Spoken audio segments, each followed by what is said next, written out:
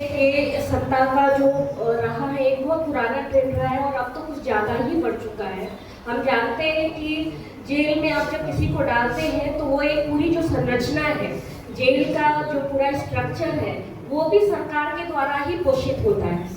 तो वो एक गलत तरीके की संरचना जो समाज में बनी हुई है उसको एक तो निकालने की भी जरूरत है। और अपने कई साथी जो जेल में बेवजह है, एक बार मैं बताऊं कि मैं एक इंटर्नशिप के लिए PPRD bureau of research and development investigation है जिसके अंडर में एनसीआरडी आता है, 1 महीने के लिए मैं वहाँ पे इंटर्नशिप के लिए गई थी। और वहाँ पे हम लोग तिहाड़ जेल भी विजिट के लिए जाते थे।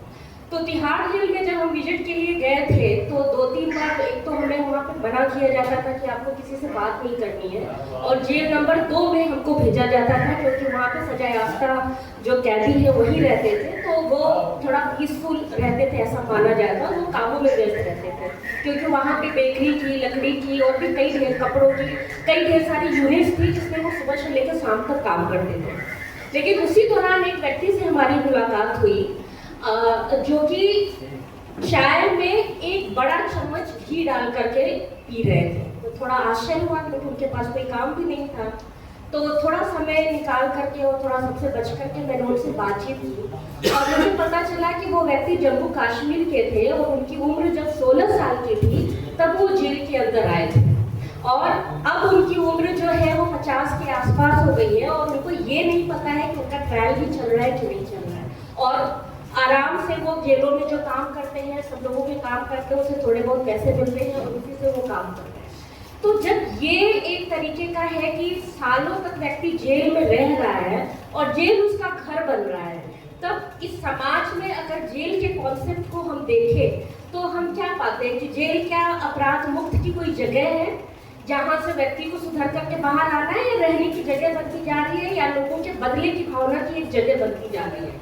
खैर, ये तो एक मामला हुआ कि हमें इस विषय को गंभीरता से लेनी चाहिए। इस संरचना पे जो पूरा एक जो अहिंसा का एक स्ट्रक्चर बनाया गया है, स्टैब्लिश स्ट्रक्चर बनाया गया है, उसको खत्म करने की भी हमें बेहद जरूरत है। दूसरा ये कि हमारे समाज में अभी जो स्थितियां पैदा हो रही हैं वो पूरी दुनिया की स्थितियां हैं। आप देखिए कि ईरान में जो हो रहा है, इजराइल और फिलिस्तीन का भी जो मामला है, अमेरिका की जो दादागिरी चल रही है, वो मतलब उससे कहीं हम ऐसा नहीं है कि भारत में ही ये व्यवस्थाएं हो रही है कि बस दक्षिणपंथी जो वो विचारधारा है वो हावी हो रही है, वो पूरी दुनिया की एक व्यवस्था है जो कि हावी हो रही है। उससे लड़ने की भी जरूरत है। टेस्टिंग फाइल को भी हम जानते हैं कि किस तरीके से वो एक खिलौना परिदृश्य हमारे सामने आया, लेकिन अभी भी किस तरीके से वो दबा हुआ लग रहा है युद्ध के विश्व पटल पे जो युद्ध चल रहा है उसकी वजह से, और कोई उसकी बातचीत नहीं कर रहा है।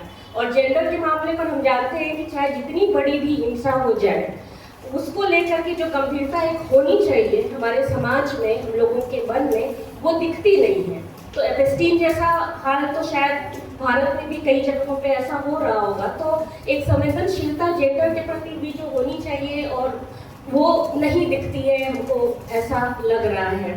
रिहाई मंच के द्वारा हम लोगों ने ऐसे बहुत से बातचीत करने का एक विकल्प मार्च की भी हम लोगों ने